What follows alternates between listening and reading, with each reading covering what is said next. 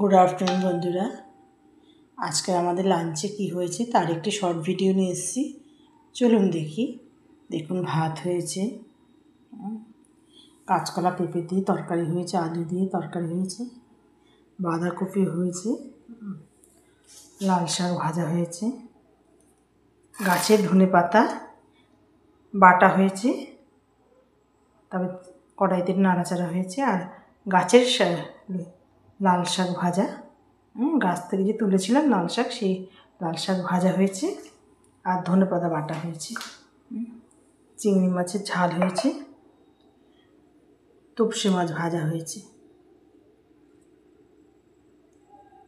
ঠিক আছে, এই হচ্ছে আজকে আমাদের লাঞ্চের মেনু বন্ধুরা। হাজব্যান্ডের ডিম সেদ্ধ আছে, এখানে রাখছি, পরে আবার নতুন কোনো ভিডিও নিয়ে আসবো। নমস্কার।